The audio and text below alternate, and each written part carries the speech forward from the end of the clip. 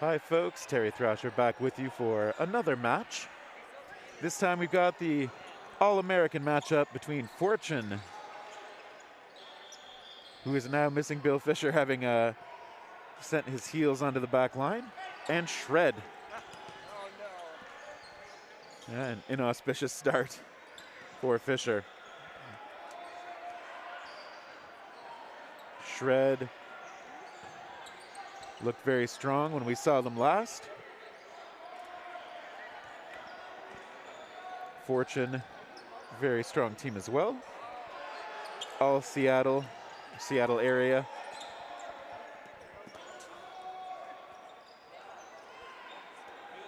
Just like last time, we see Lucas Boyle in one corner, Ruan Chappell in the other. Boyle stepping into that throw. Barbeau absorbs the pressure. And Boyle tagged out. Lucas heads to the side. And Lyons looks like he was out as well, so okay, some good shots coming out. And speaking of good shots, Chappell taking out Giovenco.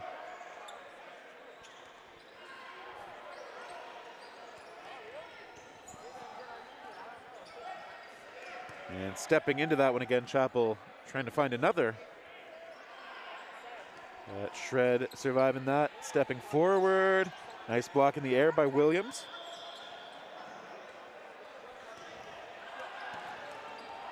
Extra ball in hand, they come to the line. Fernandez lets it go. Cruz was hoping for the catch, but that ball gets all the way over.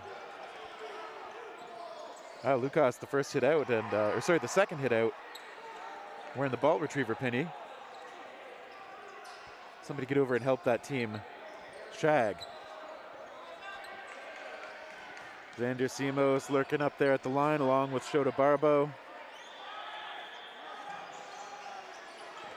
And Chappell takes a long-range throw.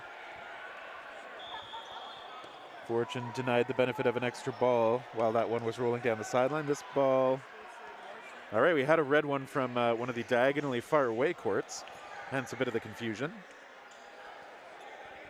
Shred coming up, and they miss toward Williams. Okay, Barbeau, a victim. And now Shred coming back up to the line.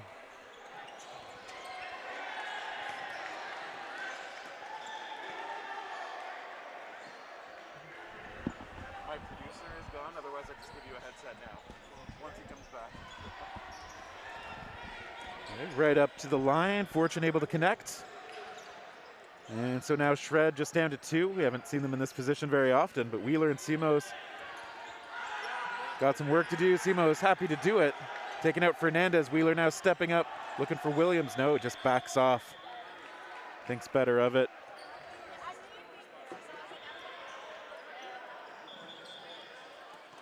And I think there's a bit of, well, they're swapping out a ball now. Maybe a bit of a rip. Maybe a bonus ball came from somewhere, because actually both sides have 3 in hand now. Wheeler is just providing cover. I think Simos elects to take it. A little bit of a flurry of fakes out of him before he finally lets it go. Simos is threatening again from the back, but Fortune. Okay, they get him. That shot by Chappell doing some good work. And Wheeler's still in it, I think.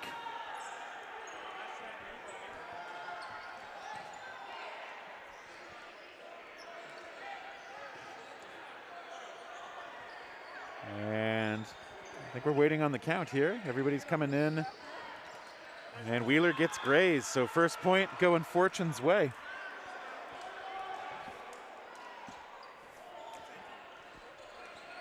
And I am going to welcome onto the mic a very special guest, Michael Laziak. Hey Terry, thanks for having me. Yeah, it's nice to have you here, providing some of that dodgeball veteran insight. I hope so. Yeah, I did the math the other day. I played my first competitive tournament in 2005, so it's been almost 19 years now of competitive dodgeball. Wow. So hopefully I can bring some kind of insight to the table. Yeah. I would hope so. You've been at this for a while. You've won some national championships, some world championships. Yeah. The way I look at it, I think I'm the worst player in the world to ever win 5 national championships. We're going to fact check that, because that sounds like an interesting claim. Yeah. And yeah, so we've got an All-American match in front of us here, Fortune and Shred. How well do you know these players? Yeah, I'd say fairly well. Fortune, I've seen them play a lot. I've had the pleasure of playing against them a few times. And man, are they frustrating to play against. One thing I'm going to say to look out for that Fortune does, I think, better than any other team is the 3-ball counters. They love to keep 3 balls on defense, and they love to use them. And that's something I think is underutilized today. I see a lot of teams keep 3 balls on defense, and then they just they're patient and wait out the attack. But that's a great opportunity to kind of let loose, you know. You've got the other team at the attack line. You know at least one of them is going to be ballless, either rush or counter. That's something that Fortune does extremely well, so I think we should watch out for that. Yeah, and we actually just saw a good example of that as they sent 2 of the balls that they had on defense out of the 3, and they did manage to get 1 hit off Shred. Yeah. I do think you're right. A lot of times teams, when they have 3 on defense, they might give a green light to 1 player, something like that. I see, and whereas I think with Fortune is Lucas kind of calls the shots on this team, and I see him sometimes give multiple green lights. You know, he'll say, hey, everyone has permission to go on this. You don't have to, but anything you see, you can take. And then whatever that means for him, you know, it means he's going to hold, or if he sees something too. But yeah, I think that's something they do really well. They've got so many different types of players on this team. Like, I don't want to say role players because I don't want to take anything away from any of these guys. They're all good, but they're all just so different. I look at a guy like, I think his name's Dillamora.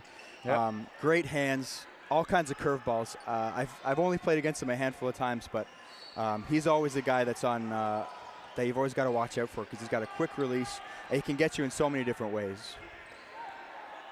Yeah, I feel like I can see what you mean out of Fortune. A lot of different, like you said, skill sets maybe on that team. Not a team where you can plug anyone into any role necessarily, but they can all play their roles in different ways. Yeah, totally, exactly. And you don't see that on a lot of teams, you know. A lot of teams are thrown together, and it's a lot of good players. And I always love watching those teams play against teams that are have been playing together for a while, so you can kind of see, like, what's more important, having chemistry and knowing your teammates, or figuring out your teammates on the fly and being able to adapt to what they want to do. Yeah, because I believe this Shred team, I don't think they consistently play together. Like, obviously, a lot of these folks have played together. We even saw some of them at the mid-season tournament last year in the GTA.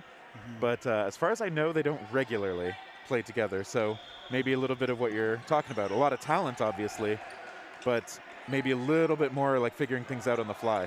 Yeah, I think, yeah, you nailed it. And I think it's always fun to watch. I always think of it kind of like in hockey when, you know, you had the USSR team who trained exclusively together and would practice exclusively together. And then when they played, you know, a bunch of NHL players who were thrown together for like Team Canada, Team USA, kind of similar styles. But you're right. I know all these guys on Shred, and I'm interested to see how well they can work together. I mean, a lot of them I've seen on Team USA. I know Frankie Giannetto from the old days of UDC and Team Awesome. And Sean Wheeler as well from what was Brick Squad at the time. It's about over a decade ago now when I met him for the first time. He was good then and he's good now.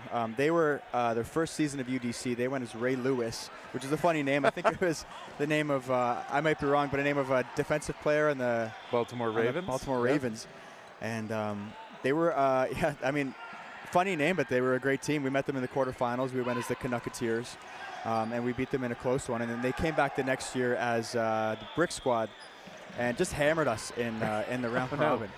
Such a good team. And they continue to be a good team for the next many years. And Frankie Giannetto was, of course, on Team Awesome from Philadelphia at all those same tournaments. With the two of the Giovincos? Yeah, two of the Giovincos. And then Little Gio, as I know him, or Jeff Giovinco, was playing on their number 2 team. Right. And he was great. He made one of the most impressive catches I've ever seen in my life, which, as dodgeball goes, conveniently was never on video, which you don't see much nowadays. This is in the olden days when not every match was recorded.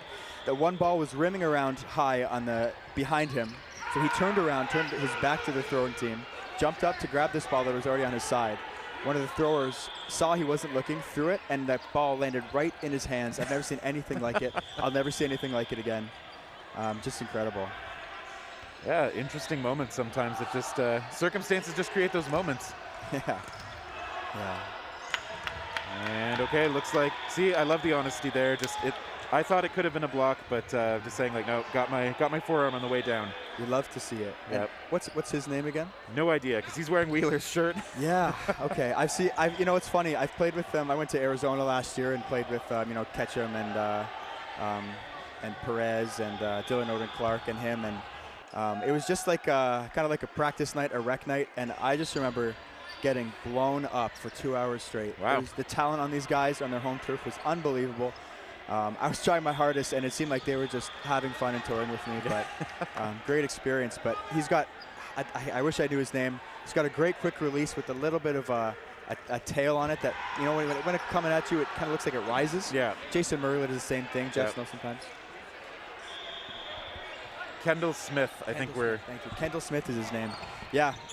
Love to watch him, hate to play against him. Kendall Smith. I do find a lot of these top American players do have just excellent arms.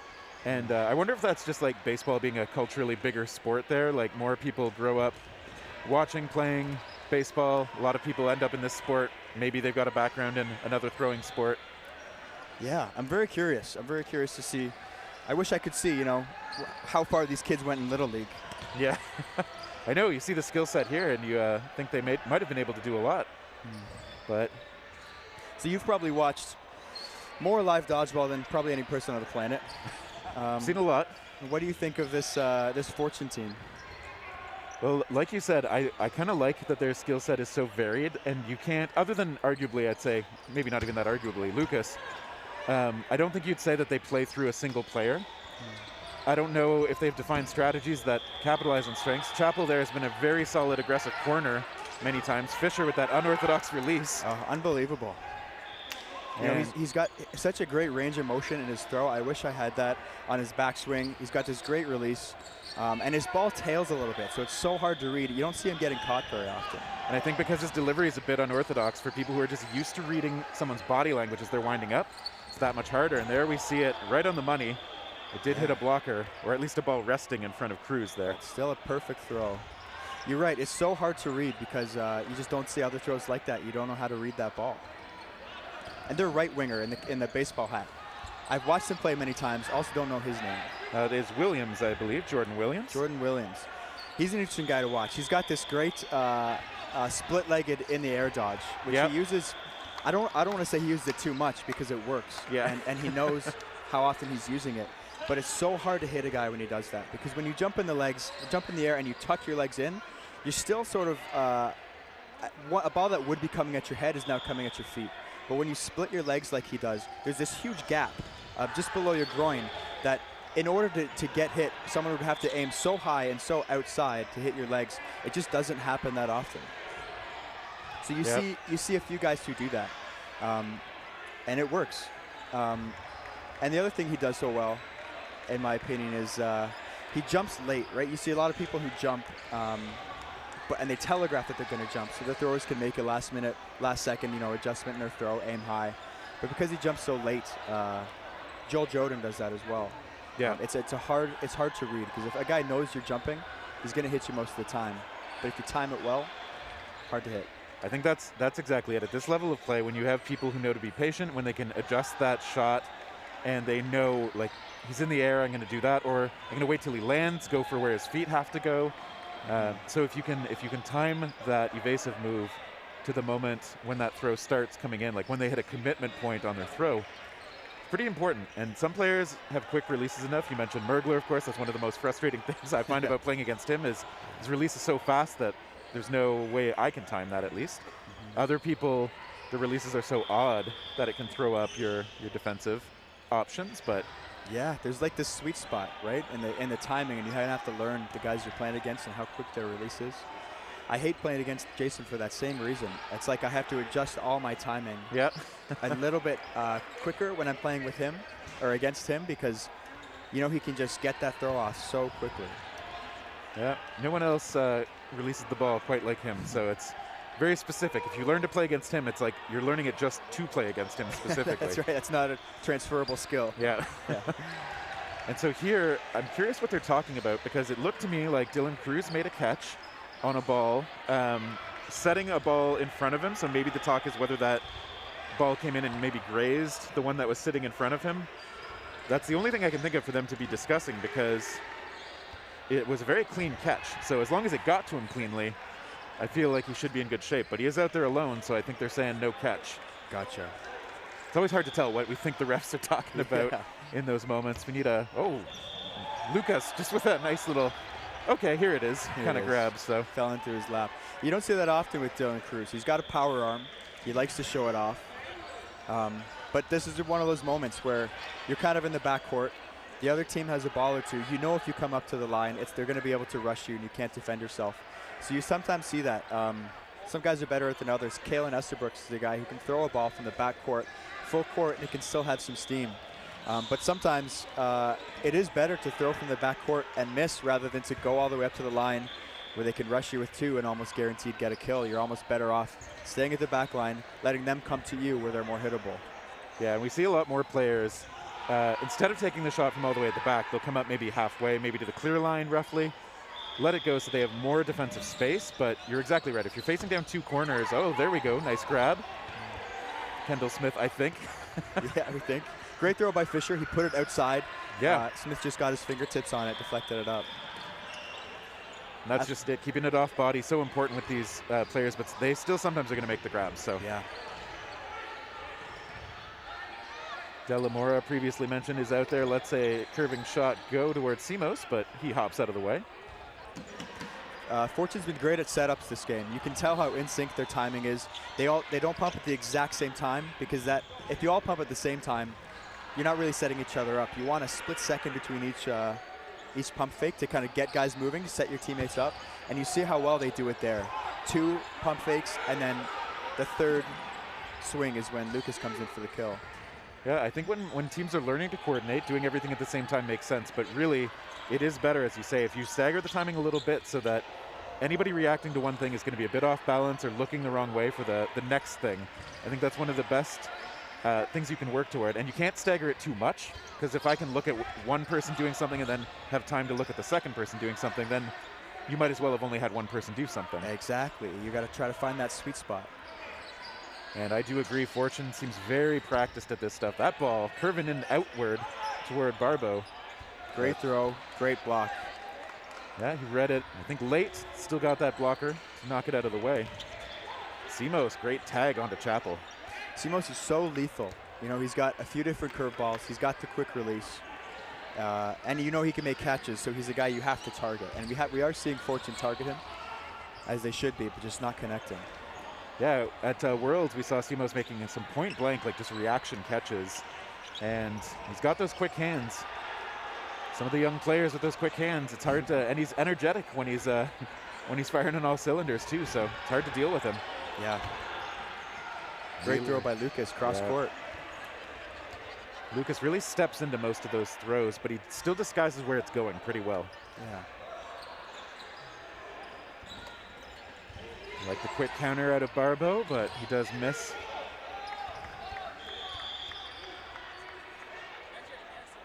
And yeah, I think Chappell there is a player on the sideline, not wearing the ball retrieval penny. You got to be all official about it. So if you handle that ball as a player who's not wearing the penny, it goes right over to the other team. You get a little verbal talking to from Matty Garcia-Silveira. You're going to get in trouble. He's got a stern face as a ref. Look how intent he is, too. Lucas Boyle popping back up. Fortune still has 3 out there. And I thought he got out of the way. Looks like the refs are calling him out. Pretty honest guy. If it did hit him, there's, maybe it clipped his shorts. But I know if he felt it, he's the kind of guy who's going to go out every time. And of course, like, we know that it can get you, and you might not feel it or hear it, but that is what the refs are there to do. And of course, everything I've seen and heard about Lucas Boyle is integrity.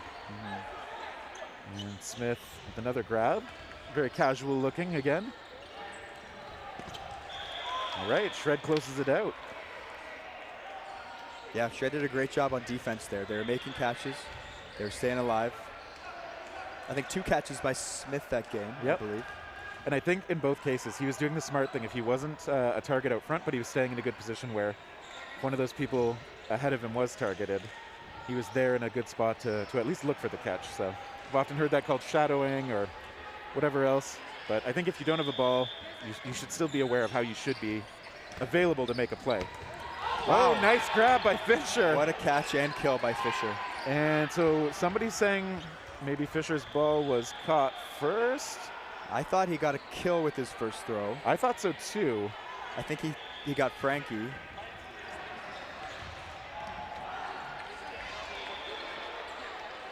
Well, whatever. You mentioned shadowing or shadow catching or whatever you want to.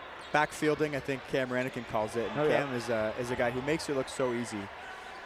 And it's funny, you watch on the stream and it looks easy, deceivingly easy. I know you know from experience, it is not easy to catch even a full court throw from a lot of these guys. Even when you see it coming, you see which way it might be curving, you're just like, I've got this. And it just, okay, wow. Fisher tracks it down, does get tagged, but worth, I'd say. I think he secured that in time. I thought he got it. Looks like Xander disagrees. Yep. See what the refs say. I think they're calling. I can't tell if they're calling. Yeah, I don't think they gave him the catch there. No. Good effort, even if it wasn't. And then Xander Simos is hit out. He spins out of bounds gracefully. Long range shot. Lions not able to secure that. And Cruz setting up shop from near the back line. We have seen him throw from the back. Like you said, he's got such a good arm. He's not afraid to use it in these situations. And he's going to have to try and do that now as he's alone. He's got a lot of extra balls, though. I'm going to say he's going to look for a catch. No. Oh, looks for the back line. So, Shred, Fortune. Any idea how these teams came up with their names or what they mean? You know, Shred, I have no idea. I don't really know those guys super well, unfortunately. You know what, Fortune? I think I've asked Bill before, and I don't remember what the story was. It's funny. I think I've also asked Bill, and I remember them fishing around with a few different names. I heard a few other names, and I remember thinking, oh, it's a cool name. I do like Fortune. I kind of like that it's not like a lot of men's teams just have these like comically aggressive one-word abstract concept names. Yeah. So I kind of like that Fortune's a bit more, I don't know, optimistic. I agree. It's creative. My theory is that all men's dodgeball teams have names that sound like they could be pre-workouts. Yeah, that's right. Havoc, Rampage, Fury. You'd see it in the store and be like, I'll try. I'll try that Shred. Yeah, I'll try that, yeah. We did see Williams making a good long-range catch, and then he foils Xander Simos' effort to do the same, so Fisher back out there. I also like the Fortune jersey, this checker pattern, not something I think I've seen on any other teams. Nor have I, yeah. I'm interested. I almost feel like Fortune, that could be a team from Las Vegas or something, you know? Yep, would make sense. Shred connecting in a high-intensity point there. And they do take it. They're only down by 1, 4-3. But we also only have about 30 seconds left, so let's see if they line it up. No, they're going to go into no blocking. And so Shred's going to be playing for the tie. Fortune's going to hope to hang on.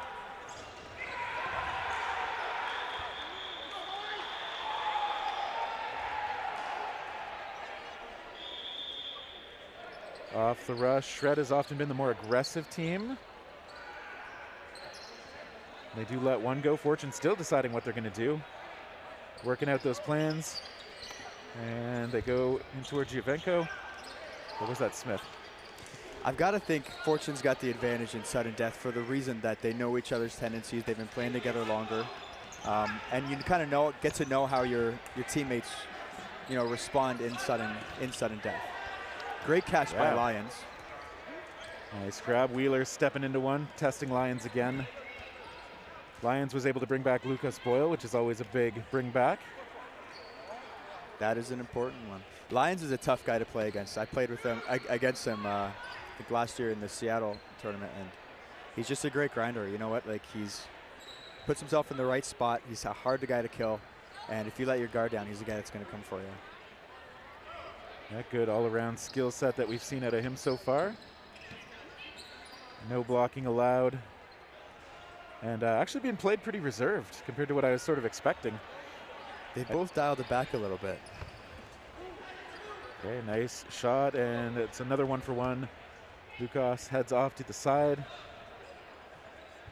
Wheeler, Cruz, and Barbo still out there for shred. Wheeler lets one go and connects. Taking out Lions. Fisher fishing a little bit for that catch. He pulls the hands back in time.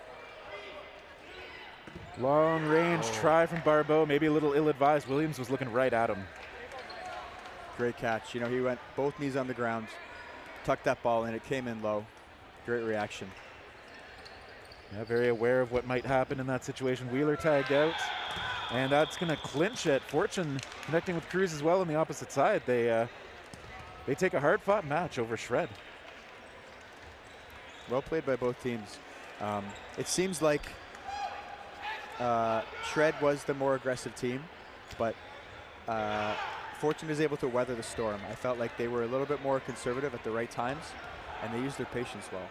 Yeah, I feel like they absorbed the pressure really well. They know how to play defense in the way that